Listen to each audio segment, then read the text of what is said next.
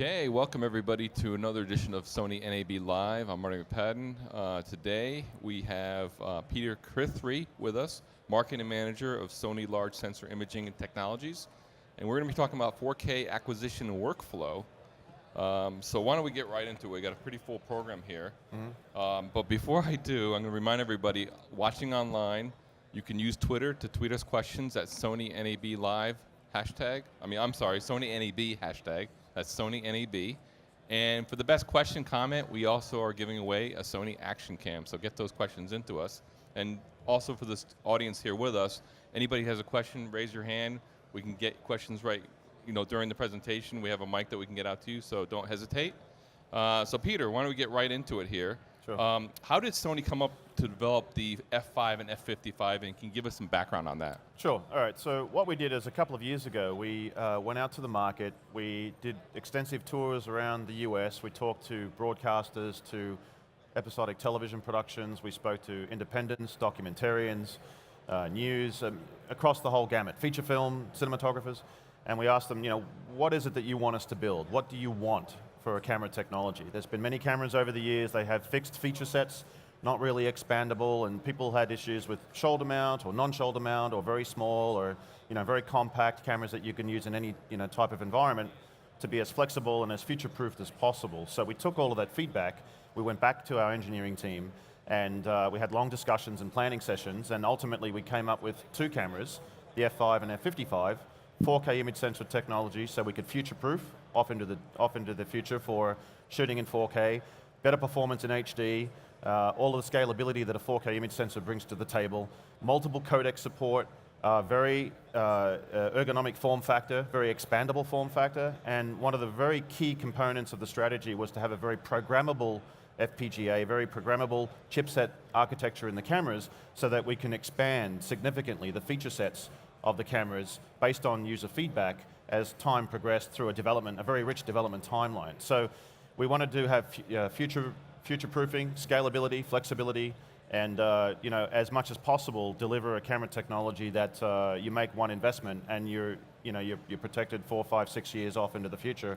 The cameras become even more relevant as time goes on and we add more power and capabilities to the platform. So that's how they came about, through direct feedback from the market on what to build to protect customers' investments, that they don't have to buy another camera in a year or 2 years. And that's what we did. Yeah. Excellent, very good. How have the cameras been received in the marketplace? Oh, it's been overwhelming. It's been really fantastic. I mean, we listen a lot on social media. We have our community forums. We do direct customer engagements like NAB and many other trade shows, and we talk to people on the street every day. We see what they're shooting. They let us know what they're shooting. They give us active feedback on how they're performing and what needs to be improved and developed. And it's been spectacular. I mean, both cameras have been received very well in the market. Yeah. Fantastic. And now, how is Sony protecting the investment a customer makes in these cameras? And I know it's a significant investment that they're making. Well, yeah, so again, it's the 4K image sensor allows you to capture in spectacular HD and 4K. We've got 4 formats in the camera, HD Cam SR, we've got XAVC, which is very scalable from HD to 4K, normal frame rates to high frame rates. We've got the 50 megabits 422 codec, which is very well established in the industry for episodic television, reality shows, and so forth. And we've got RAW. And so with the optional R5 RAW recorder on the back, you can take it to another level, do 2K RAW or 4K RAW, high frame rates with 2K RAW up to 240 frame.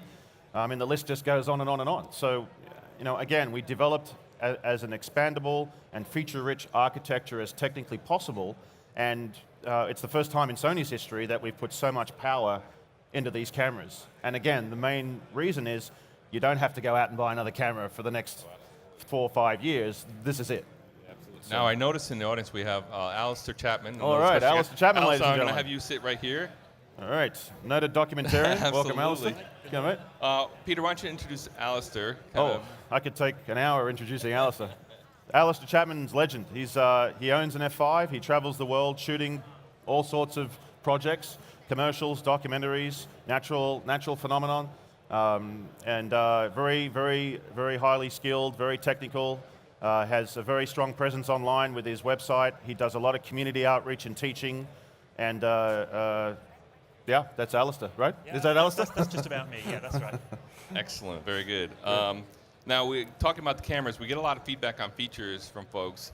What are people would like to what would people like to see you do more about? What can you talk about as far as what features people would like to see in upcoming versions? Well, okay, all right. So we get, again, a lot of feedback comes in. We listen to everybody. We're monitoring the forums every day.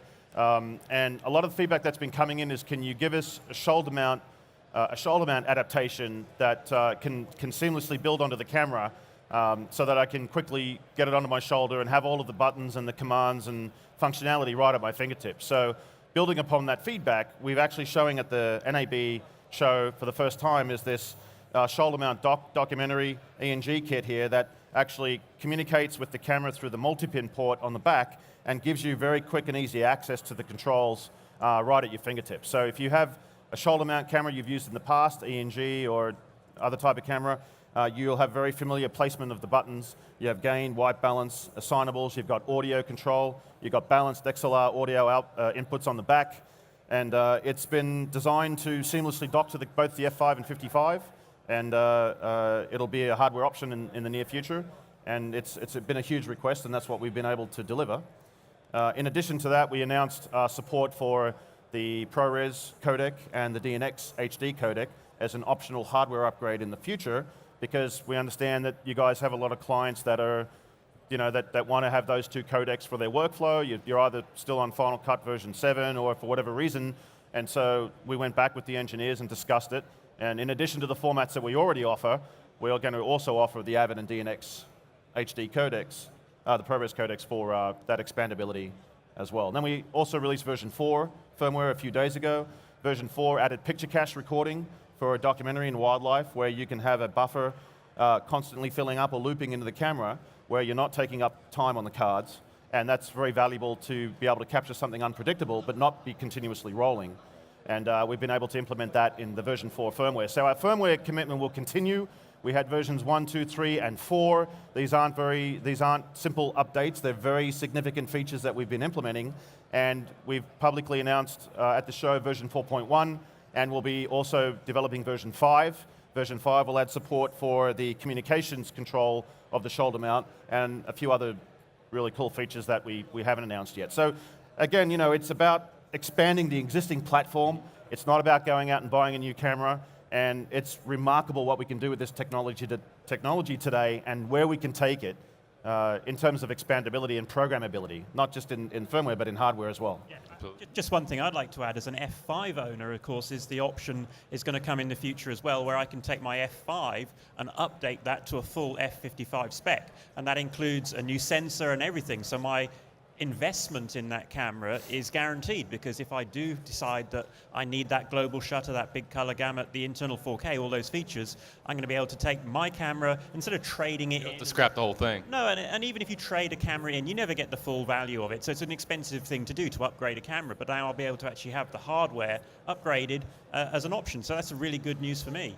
Yeah, that's a very good point. So we had to very carefully consider, we have a lot of F5 customers, including Alistair, and again, the feedback was coming in, how do I take my F5 to an F55? So we came up with the strategy to be able to upgrade, a hardware upgrade, the same image sensor, the color gamut with the global shutter on the sensor, the 4K recording internally, and the live 4K output via 3G and HDMI. We're able to do that with a hardware upgrade option for the F5 in the not too distant future. Pricing and availability is still being determined, but you can kind of figure it's going to be the differential between the F5 and the F55. Excellent. Now we have several questions coming in from the audience. These are submitted previously.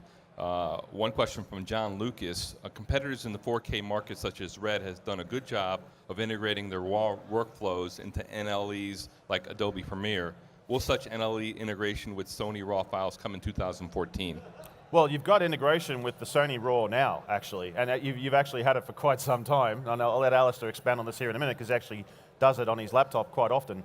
Adobe's Premiere Pro works natively with RAW. It's done so for a while. Initially, we used our plugin, but now it's native, and it works beautifully on a laptop. Ballister, you can expand on that because you actually do it for a living. So I do a lot of location shooting. I shoot severe weather, and I do that for stock footage and also for news. But I always shoot RAW, and I can edit Sony's RAW in Premiere CC on my laptop in the field.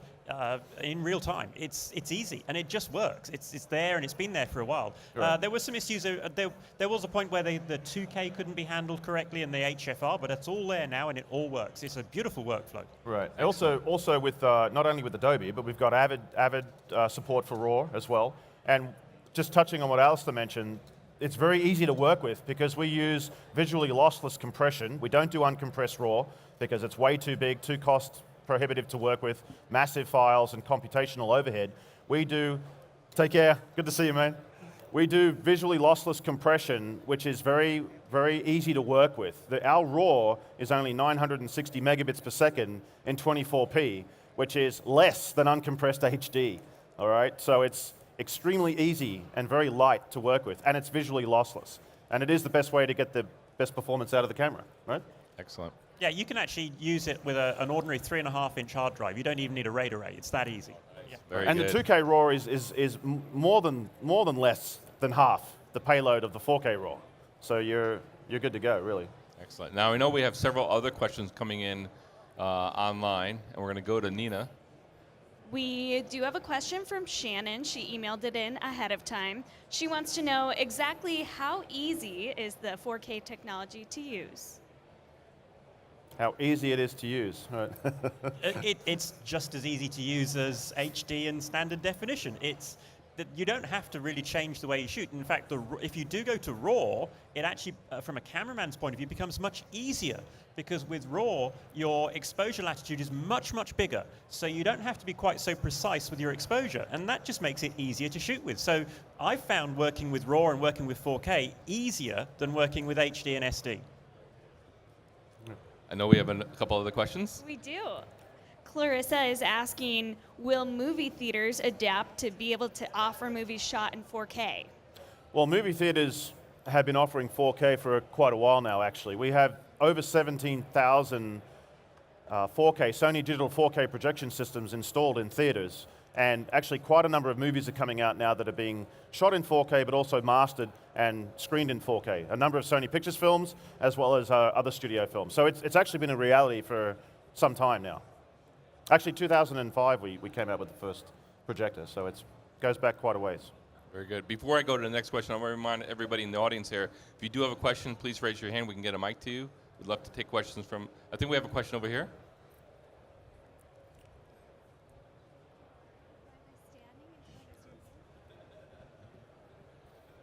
Could you talk a little bit about the exposure range on there and the low light capability of the camera? Low light acquisition? Yeah, sure. So the F55 camera, 1250 ISO, so it's a very sensitive camera. And the F5 is an incredible 2000 ISO. That's their native ISOs. And at those ISOs, they're very low noise. You can really, really use that. Depending on your shooting mode, you have an EI, a film style shooting mode. And in that, I'll typically rate my cameras at 800 ISO because I get a super clean picture. But you have 14 stops of dynamic range.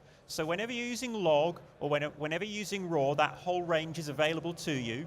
And the only thing you have to watch out actually is there is so much range that you can shoot almost anything and not overexpose, get great detail information and everything else, but it makes it hard work for the post guys if you capture 14 stops because they've got to squeeze it back down to a TV range. But from a shooting point of view, it's amazing. It really is amazing what you can capture with the camera.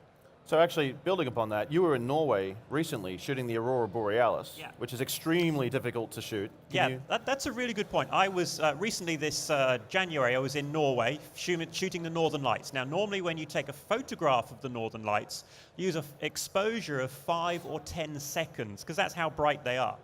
But with the F5 camera, shooting RAW, I was actually able to video the Northern Lights. I didn't use any gain because I was in RAW, so I was in EI, and I used a 2-frame shutter, so a 1/12 of a second exposure. But doing that, I was actually able to video in real time the Northern Lights. And as far as I'm aware, that's the first time that's ever been done in 4K, just because of the sensitivity of these cameras. Very good. Awesome. Any other questions from the audience? I know we have some more online. while we're getting there, I should mention, if you don't mind, we have a new, let me grab this here, a new card media. Can you hold that up, Alistair? Thanks, mate. A new card media. It's the 1 terabyte, 512 gigabyte, and 1 terabyte cards, and we also are coming out with a 256 gigabyte card. The reason why we're moving to this form factor is because it's a newer chip design, lower power consumption, less heat, and it's easy to work with. You just pop it into this adapter, and then you insert it into your R5 RAW recorder, and away you go. So with the 1 terabyte card now, you get an enormous amount of recording time on this media. And so we're getting a lot of feedback for us to expand the storage capacity of the raw recording media, the access media card, which we had originally fixed at 512 gigabyte. We're getting feedback to expand that capability to 256, 512, and 1 terabyte. And so that's what we're doing with this new series of card media. Put this in my pocket. Yeah. Another question online? Exactly. Yes. This question is from Shannon, emailed in. She wants to know, is the 4K technology something that's going to stick around and be able to be used on different platforms? Absolutely. I mean, 4K is here to stay, and it's everything going forward will be 4K in terms of engineering and development. Many different platforms are taking advantage of it now. We've got the Sony PS4, we have the 4K televisions on the market, we've got gaming coming out in 4K, we've got home delivery services, 4K streaming, we've got Netflix on board, we have all the other streaming services, we've got Sony's own into the home delivery service now streaming 4K, we have a home media server that's in 4K, and so yeah, it's expanding dramatically, and this is just the beginning, but it's gone mainstream already. You want to expand on that? Yeah, just something to add is I shoot stock footage, so longevity of my content is really important. And I remember when we went from SD to HD, there was a lot of people saying, oh, no, it'll never catch on, you know. But yeah, right now, I don't sell any more SD footage. I have a load of it, but I don't sell any more. But now I'm shooting in 4K, I know that footage will have a good lifetime. So footage I'm selling now will probably be still very saleable, very marketable in 10 or 15 years' time. Whereas SD and HD, well, you know, will be less valuable, less marketable in the future. Yeah, that's a good point. If I can just expand on that real quick, is you have to be very careful now shooting for clients that want a deliverable in HD. You have to think about future-proofing those assets because the client is likely to come back to you a few years down the road and want to have that repurposed and redistributed in 4K because everything's going to be that way very soon. A classic example is some of the old TV series years ago that were shot in 4:3 standard definition. A lot of those series are not shown on TV anymore because of the 16:9 aspect ratio. They fall apart, the picture quality is terrible. So the lack of future-proofing back then, shooting in HD as opposed to doing it originally in SD, has made some of those shows not redistributable for current broadcasting standards. So just be careful in that environment, that characteristic of you really need to think about future-proofing your assets in 4K now. And you can simultaneous record in the cameras, and you can always super sample to HD from the 4K originated content, especially with RAW, right? Now I know we have a question down here in the front row. Hi, so how soon do you think in the broadcasting, the 4K would happen, the broadcasting stuff? And also, one other question I have is, we do documentary style. F55 is the best camera I think exists, but still a little stiff. It's not very friendly on the shoulder camera. Shoulder mount right here. Yeah, it's front heavy. Well, the adjustable shoulder strap will allow you to change the weight distribution. It depends on the lens you have on the front of the camera and what type of batteries and so forth you're using on the back. So have you had any experience with it? So this kit makes the camera a little bit longer at the back, and that puts your weight a bit further back. Now on my own camera kit that I already have, so I have the RAW recorder on mine, and then the battery on the back. I mean, one of the simplest solutions is just to use a slightly larger or slightly heavier battery on the back of the camera if you're finding it front heavy. And it's very easy, very simple to do. And to be honest, most cameras, yeah, you have to fine-tune them, fiddle around a little bit to get the weight and the distribution right. So by using a combination of the right shoulder mount, maybe this one, and the right size of battery, you can get the balance of the camera really good. I mean, I can put my camera on my shoulder and just hold it really with my little finger. You know, and it will stay there. It's perfectly balanced, and it's a really comfortable camera to use. I know we have another question coming on online. We do. This one is from Robin. She says, It's no doubt the capabilities of 4K technology outshines all the rest. Cost and storage are two big concerns. Is there anything in the works yet to make storage of these larger files easier? Well, hard drives are plummeting in price every day, right? I mean, you can pick up a 2 terabyte pocket drive now for $200 or $300. I mean, Sony even sells them. I mean, the cost of storage has plummeted. But another major factor with 4K is the compression technology that Sony uses, and that's a very important point to keep in mind because that has a direct impact on your cost and your transfer time and your storage requirements.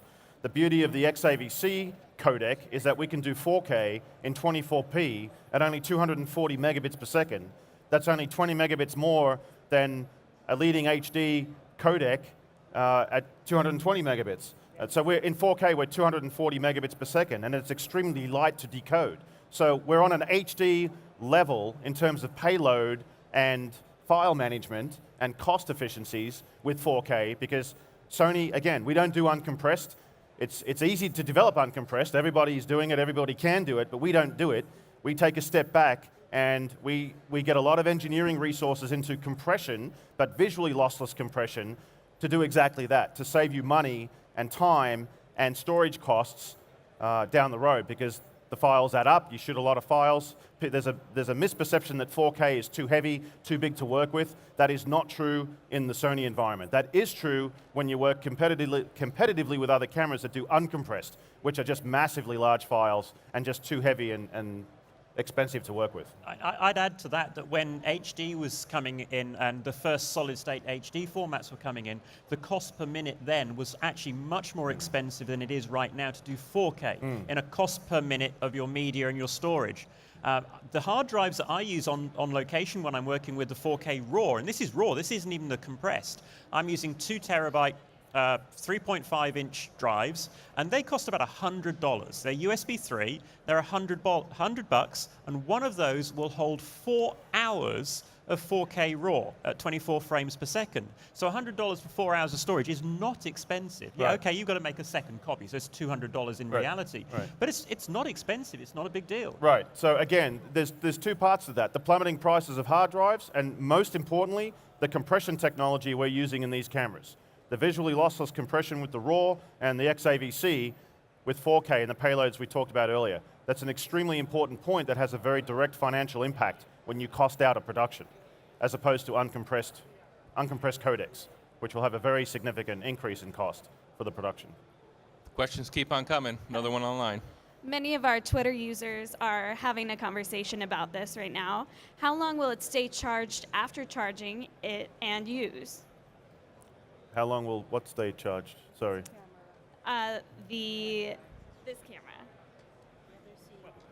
The batteries, the standard Sony battery, if you're not shooting with the RAW recorder, will give you about 2 to 2.5 hours of operation, and it's a nice, small, compact, lightweight battery. And this new technology, the olivine technology, you can charge the batteries faster than you can use them. So 2 batteries you can shoot all day, provided you've got somewhere where you can charge. It's a really nice system. The camera's very low power.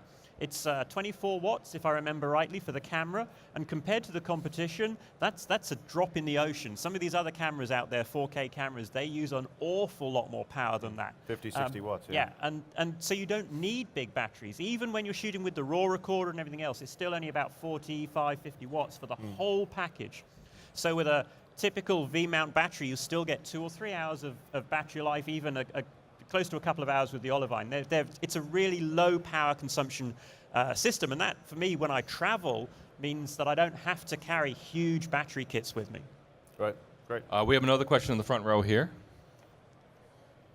Get your mic. Thanks. Economically speaking and technically speaking, as far as independent filmmakers are concerned, where is this streaming of 4K technically now, and time-wise, how do you see that being viable for independent filmmakers to distribute their films either themselves or through smaller distribution companies? Well, right now, the 4K technology that we have, it's really easy to use. the quality of the images that these cameras produce is astounding. There is absolutely no reason, and it's happening. There are Hollywood blockbuster movies using these cameras, and these are not expensive in the grand scheme of things. The price of this technology is much, much lower than anything similar that we've had before. So an independent filmmaker right now, somebody like me, I'm a freelancer. I don't work on huge budget productions. I work on very small budget productions, can shoot with an image quality that is good enough to go even on an IMAX screen. It's that good. And really, we're reaching the point where the resolution, the dynamic range, and everything else, even if you did improve it, it's not really going to be usable because the viewer can't see those extra benefits. So this is a platform now that will last for many, many years. You know, it's a camera you could buy today and keep using for the next 10 or 20 years. And it's going to produce a stunning image. Really amazing image. Okay, yeah.